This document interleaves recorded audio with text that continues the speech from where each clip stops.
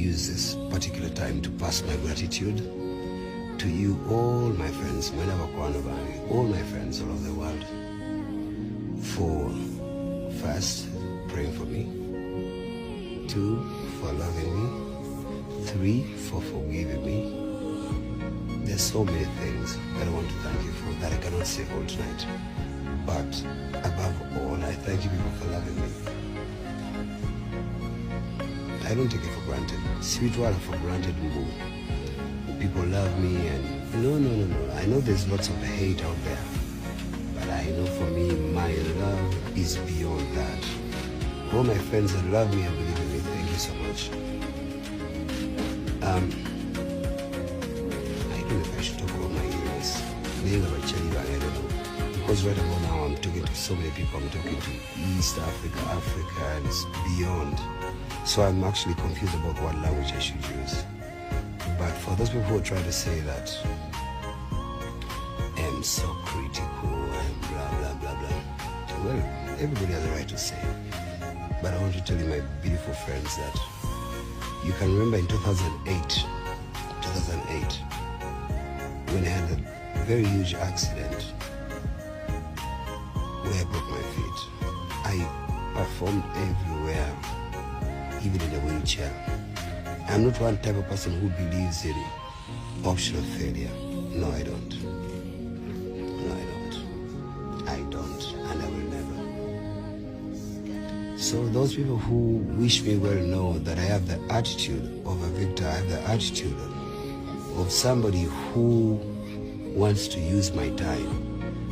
I want to pay the price of a 44-year-old. I want to be 44 and be right on time. I don't lose no time. Actually, that's why I hated the lockdown, because lockdown took me down. 2 years down. Well, I performed in a wheelchair.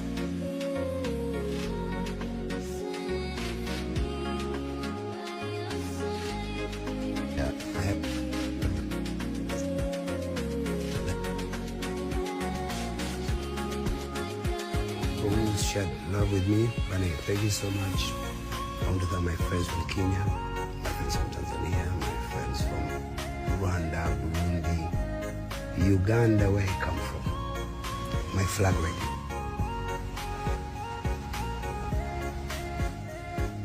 And everybody. I forgive everybody who said bad about me. Bye. I gotta go. Ebigambo by'omukulu Jose Chameleone essaawa yakakati omulwadde eyasaba agambye nti akatambi ako mbu ebigambo byasobodde okuba ng'akola ki ng'ayogerako eri mikwano gye. Bangi babadde bamubise era amawulire gayitinganye ne bagamba afudde, yafudde, era balindiridde ab'effamire tebaagala ku announcinga era mufu bikoze bitya. Abamu ne bavayo ne batugamba bamuwa obukadde 6 bwe yalabye yabumuwa ayingidde eggwanga n'asalawo ne yeerwaza. Abamu ne bagamba ayagala kubanga ajja ku gavumenti ssente era si mulwadde, byonna byakwekoza.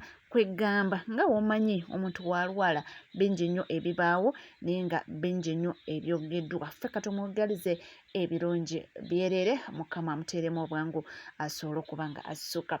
Nga tuvuddeko awo munnange, tugendeko mu banankyukakyuka. Waliwo omuzungu ono akoze omulimu gw'amaanyi nnyo mu kulabika nga agezaako okuba nga bajjako dictator, era tumulabyeko ebbanga lingi. Juzi wano yavaayo n'aba nga yeekubira omulanga nti bamulwana, n'agamba nti bamulwana era nti bamuli bubi. Sooka owulirize. Waliwo ebigenda mu maaso mu diaspora era wateekeddwawo okubaako abyogerako, especially nopu chapters mu diaspora. Nabagamba Museveni alwanira muki mu structures, walwanira we wali olutalo. Ye kasitaafu naye abakulembeze babiri ba compromisinga basasula, abalala nga batandika tambulira ku ntolize. Osegedde afunayo abakulembeze babiri. Aba babiri ne balimbalimba ababeetolodde ababaliraanyiriranyaawo. Bino omukulembeze byayagala, bino Kyagulanyi byayagala, ate ogenda kwogerako naye ddi omukulembeze.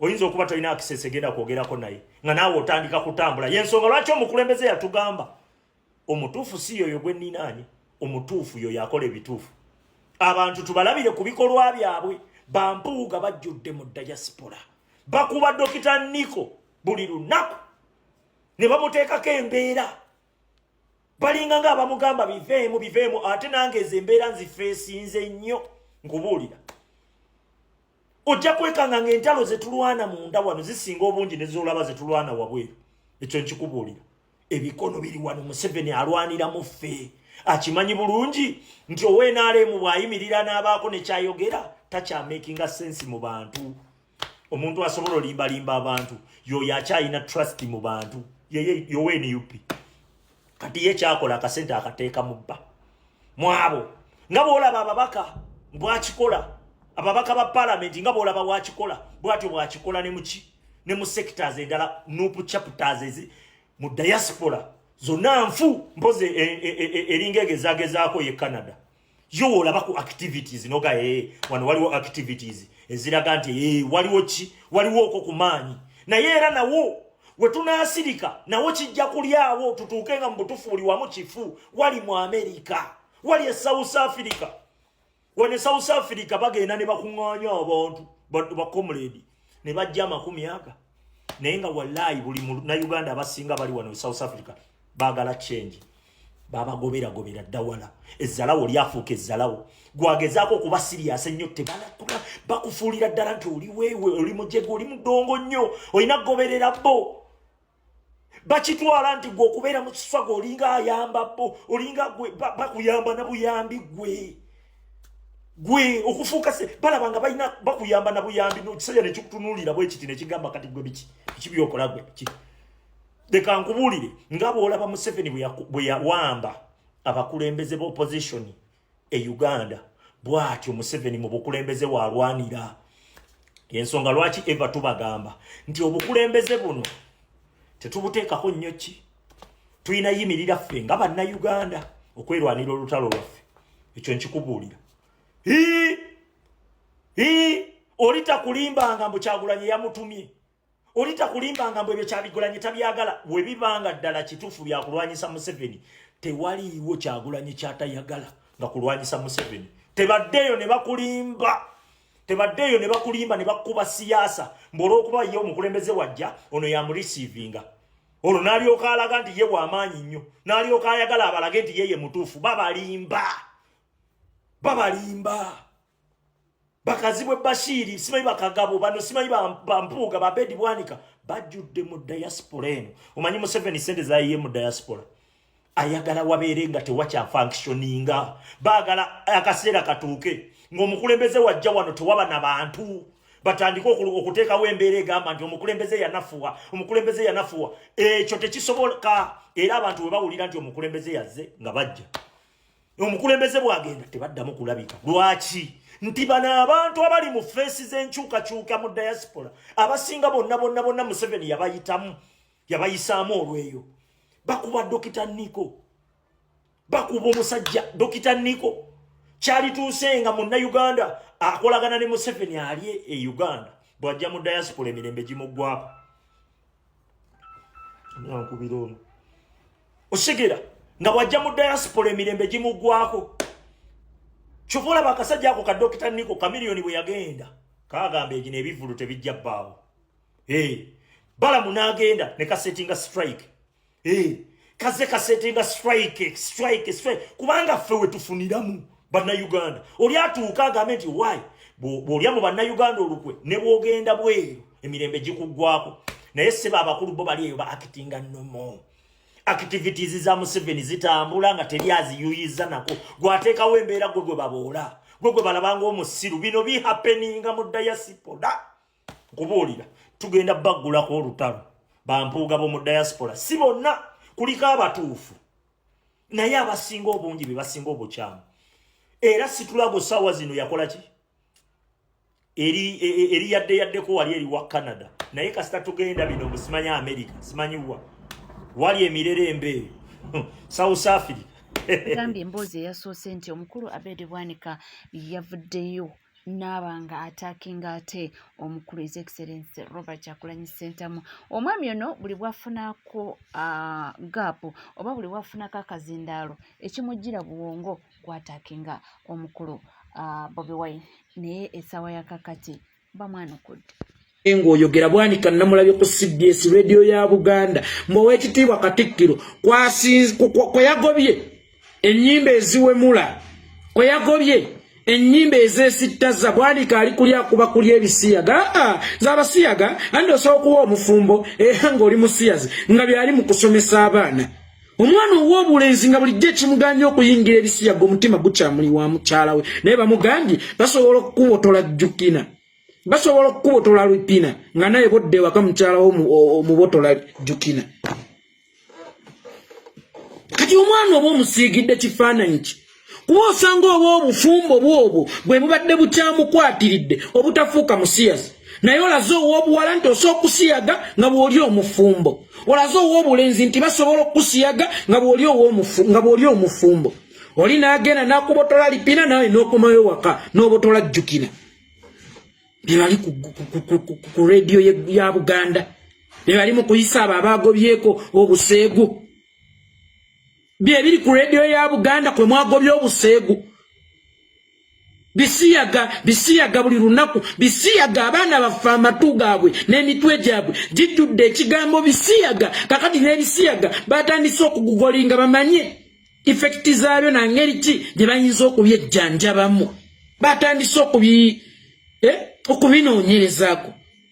Kuba abakulu mu Buganda buli lunaku basiiba ku kimu bisiyaga. CBS ekuba wala mu byalo yonna abasiyazi batuuka dda. Naye ng'oli ku radio ya Buganda kwoyogerera ebisiyaga enkyomujega najja n'asimba ebinnyo nti tukooye obuseegu e Buganda. Enjabu Bwanika ne bujjambu tukooye obuseegu e Buganda. Tukooye abantu abayisaamu ne mulonda amaaso ali ku radio ya Buganda kwayogerera ebisiyaga. Ebisiyaga bikufunamu mu ngeri yonna. Nakuga nti ebisiyaga bifaanana mwami Bebekulu sigamye nti musiyazi. Ne Bebekulu ye musajja yakolanga amawulire mu ngeri zonna oba malungi oba mabi azironga azigamuwandiiseeko. Kakati byebisiyaga bwaba Bebekulu asobola okulinnya ku mmeeza ya Nnaabagereka ekivumirirwa e Buganda naye ng'agirinnyeeko mawulire kumuwandiikako mu ngeri yonna. N'ebisiyaga kye kimu gwe mu mbeera yonna mw'obyogererako bo bibya bisikowalinga. Kubanga toyina kyogenda kwogera kikuba bisiyaga oba kigoba bisiyaga mu Uganda ebitatongozebwangako nti ddembe lyo okubirya. Kireza kyonna ky'obyogerako kiba kibikolera kibeera kibukala mu mitwe gy'abantu. Naye oli n'akulaga nti yagobye ennyimba eziwemula naye atakkiriza ebisiyaga bifuuke ebipromotinze programu eyo ebisponsorinze programu eyo. Ebisiyaga biyitire ku radio ya Buganda. Nakwe boogerera ebisiyaga kigambo bisiyaga n'engeri gye babiryamu. Mwe mwabadde mulowooza nti Bwanika ali mu kkuba Kyagulanyi. Bwanika tali mu kkuba Kyagulanyi. Bwanika yabadde abuulira abantu bisiyaga ngeri gye byopaleetingamu. Oli n'ayogera tosobola okubirya ng'oli mufumbo. Kitegeeza abaana abawala oba ekibadde kikyabaganya okubirya baagala nnyo ba boyfriend baabwe. Naye ate babagambye osobola okusigaza boyfriend wo nga bw'obirya. Abaana ab'obulenzi balabika babadde batya okubirya olw'okuba bakyali bagundiivu mu mukwano gwabwe era nga babitya n'okubakutula ppata zaabwe ez'obusajja nga bayinza obutaddamu kuyimirira mu ngeri erinnomo ng'abasajja. Kakati abawadde option, abawadde solution nti ebisiyaga osobola okubirya n'osigalanga naawe ogenda n'olya.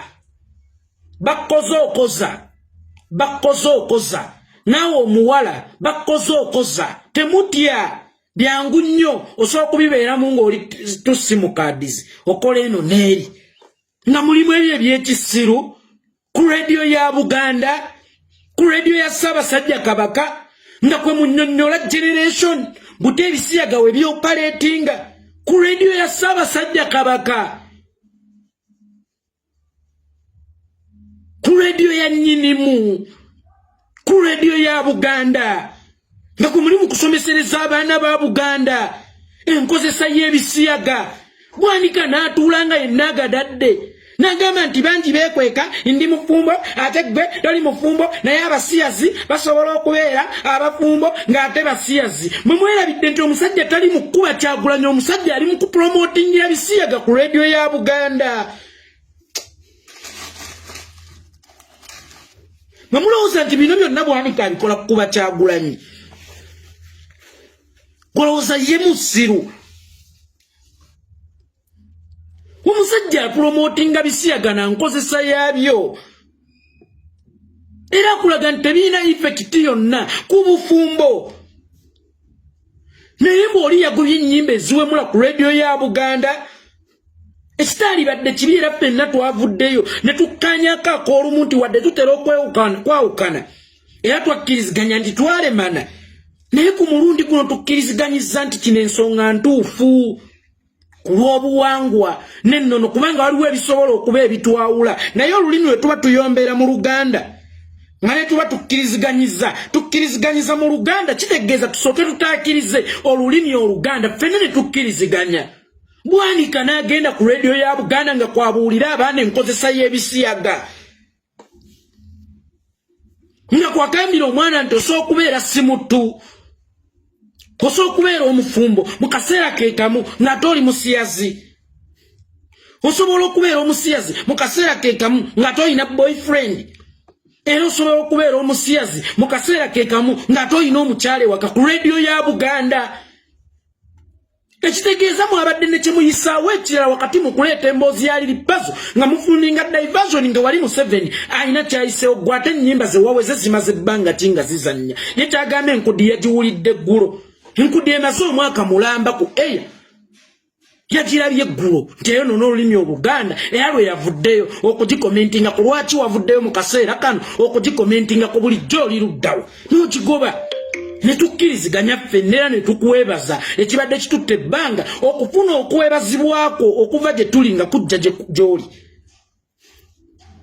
Naye wakati nga mwakagoba ennyimba enkudi muleeseeko bisiyaga.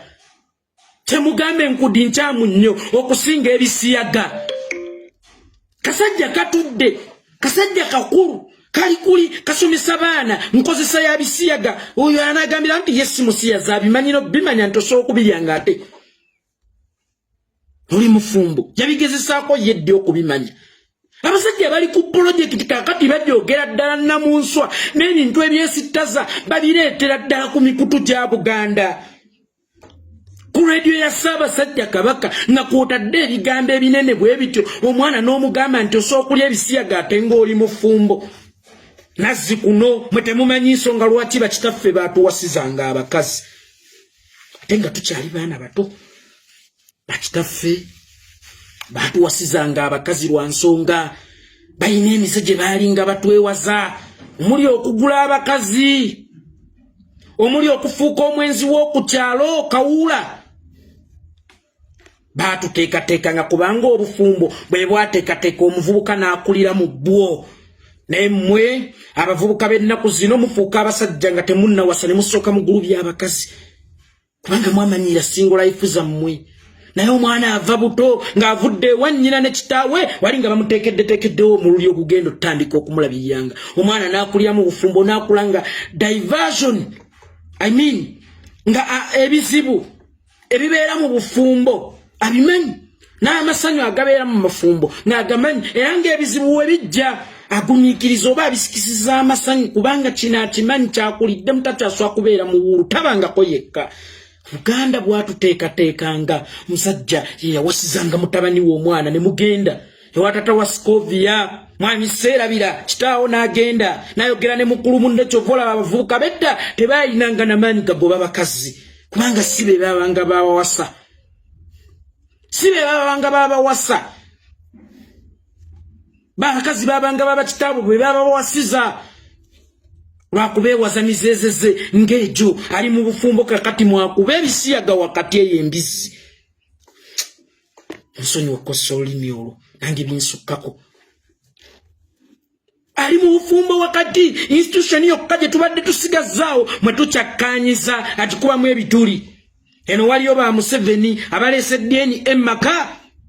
waliyo ba Museveni abalese abasajja mbusima abakwata abaana abajja na nnyina maka balese emboozi simanyanga obutwa maka byonna bigendereramu kusatula institution ya bufumbo kubanga institution y'obufumbo mwe mutera okuva abaana abalongoofu basajja yensonga lwaki baagala nnyo okuwasa abakazi nga nnyina ne kitaawe bafumbo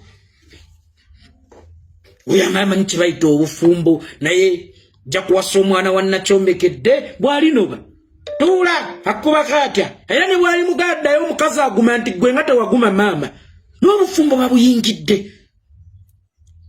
oyimirira otya ku radio ya Buganda nga gwe abuulira abavubuka nti osobola okubeera omufumbo ng'era oli musiyasi kyokka ku radio ya Buganda yemu kwe mutugamba kwe mwagobye ennyimba eziwemula mwe mulowooza bwanika bw'aba ayogera ku bisiyaga aba avuma Bobi Wine just Bobi Wine amukozesanga beiti okusikayo akasente kenti nze naboogeddeko bakama bange kati wuuyo atadde omusomo mulamba ku radio